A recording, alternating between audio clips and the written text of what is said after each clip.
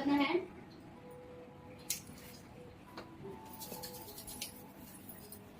ये हम लोग बिफोर एनी ट्रीटमेंट, चाहे आप लोग अभी एडवांस में आओगे ना, उसमें भी करोगे तब भी करना है और बेसिक में भी करना है। चलो, सबसे पहले यहाँ हाथ रखोगे, हल्का सा प्रेस किया फोरहेड पे, फिर इधर से हल्का सा प्रेस किया,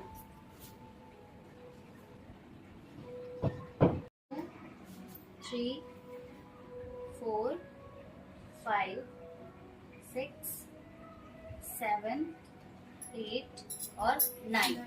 इस फिंगर से 5 प्रेशर पॉइंट, 1 2 3 4 एंड 5। ठीक है, उसके बाद ईयर्स पे क्या करोगे, रब करोगे थंब से, ईयर रबिंग इस स्टेप को कहते हैं। ठीक, उसके बाद ईयर्स को सीजर से लेके जाके वाइब्रेशन, यहाँ हमारा एक बेली पॉइंट होता है, इसको बोलते हैं अनाग्रा। ठीक है, यहाँ पे क्लॉकवाइज और एंटी क्लॉकवाइज करने के बाद वापस आओगे क्राउन एरिया पे। अब यहाँ के स्टेप्स देख लो, ड्राई शैम्पूइंग, ये स्टेप,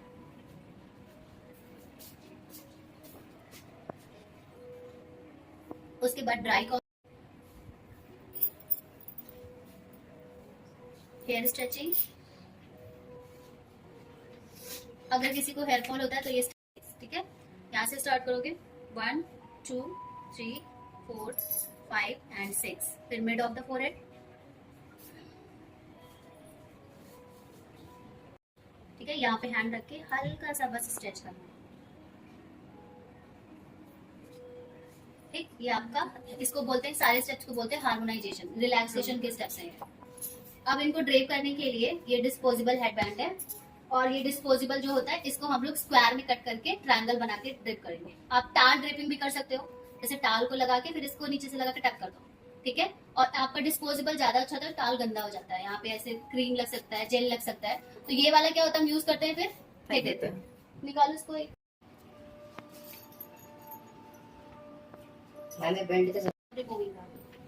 ठीक है, ये कॉटन लोगे, इसको ये 4x4 कॉटन को कट कैसे करना है, जरा कॉटन लाके, स्पैचुला नहीं है इसमें किसी के पास, और फिर इस पे ऐसे रख दोगे। ठीक है, अब आईलाइनर दो मुझे थोड़ा सा, आईलाइनर।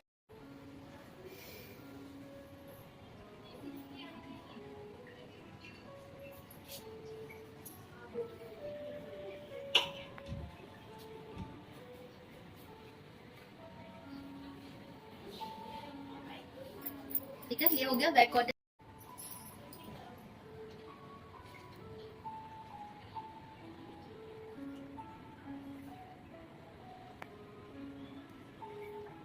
पहले जनरल एप्लीकेशन, ऐसे हाथ गया और यहाँ पे हल्का सा प्रेस, ये एप्लीकेशन होता है प्रोडक्ट को पूरे स्किन पे फैलाने के लिए। ठीक, 1 2 एंड 3, इसको बोलते हैं जनरल एप्लीकेशन। ठीक, अब हम स्टार्ट करेंगे चिन से।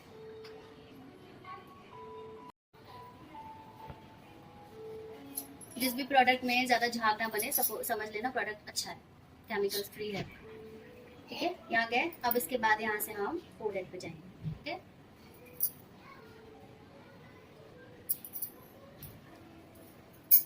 उसके बाद आईज पे, ये सिर्फ क्लिनजिंग स्टेप्स हैं, मसाज स्टेप्स नहीं है। ठीक है, उसके बाद यहाँ पे ब्रॉस को पिंच करोगे एंड देन सूद।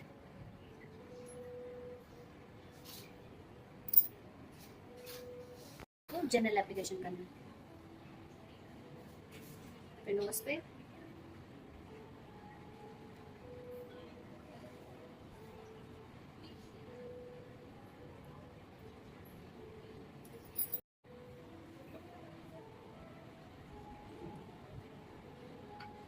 तो देखो क्लिनजिंग स्टेप में क्या हुआ, पहले हमने प्रोडक्ट को पेनिट्रेट कराया, फिर यहाँ का स्टेप किया, फिर हम डायरेक्ट कहाँ चले गए, फोरहेड पे, फोरहेड का स्टेप किया, उसके बाद फोरहेड के बाद क्या आ रहा है, ब्राउज आ रहा है, फिर आईज आ रहा है, फिर नोज आ रहा है, फिर लिप्स आ रहा है। तो जैसे जिस असेंडिंग ऑर्डर में चल रहा है उसी तरीके से स्टेप्स करोगे, जैसे यहाँ कर दिया, यहाँ कर दिया, यहाँ कर दिया, यहाँ कर दिया, फिर खत्म है, फिर लेग्स क्या आपका ये, यहाँ पे आपने ये कर दिया। ठीक है, ये हो गया क्लिनजिंग स्टेप डन। नहीं होता है, अब किसी को सब बोलो यहाँ कर दिया, फिर वो स्टेप यहाँ कर रहा है, फिर यहाँ कर रहा है, तो वो थोड़ा सा दिखने में नहीं सही लगता, थोड़ा सा। तो आपको कैसे असेंडिंग ऑर्डर में चलना है, एग्जाम में भी ऐसे ही चलना है, जैसे आपने यहाँ कर लिया, फिर फोरहेड पे आए, यहाँ है, यहाँ यहाँ यहाँ है, एंड देन लास्ट इतना कर। समझ में आ गया क्लिनजिंग स्टेप। अब इसको इसके बाद ये क्लीन कर दो।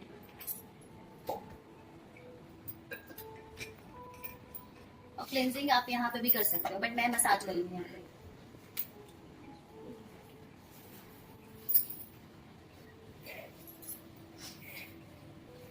क्लिनजिंग के बाद और अगर ये वाला अब ये नहीं करना है, ऐसे ऐसे नहीं करना, ठीक है। क्या करोगे, कॉटन को इस पे टोनर लगा के ऐसे करोगे टैप, फिर डैबिंग मोशन में टोन।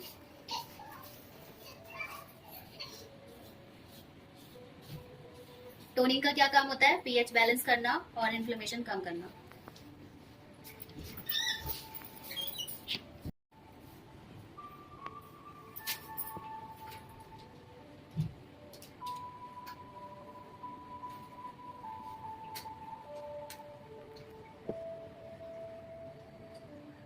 आपको कुछ ज्यादा स्टेप्स नहीं, बस आपको क्या करना है, सर्कुलर मोशन में हाथ चलाना है, बहुत ज्यादा प्रेशर नहीं, कम प्रेशर का। स्टीम लगा दो तब तक जल्दी से। अब तो नहीं हो रहा, बस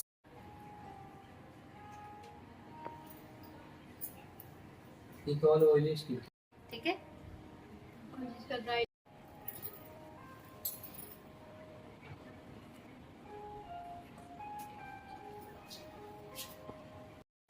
यही गंदा भाई रह जाएगा तो क्या करो, थोड़ा ड्राई हो जाए फिर इसी से ऐसे शेड कर दो, पूरा निकल जाए ना। भरभर के ब्लशर करो, ठीक है। 30 सेकंड तक अगर उसको छोड़ दोगे आपको पता लग जाएगा कि हाँ अब नहीं निकलेगा। कभी कभी पानी फेंक देता है, क्यों फेंक देता है, अगर ये आप एक्सेस मैक्स से ऊपर फिल कर दिए हो तो फेंक देगा पानी, जल जाएगा, ठीक है। रखोगे,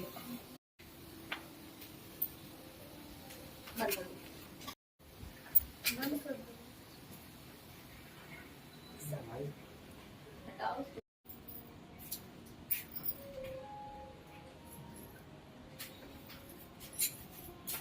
मैम इसको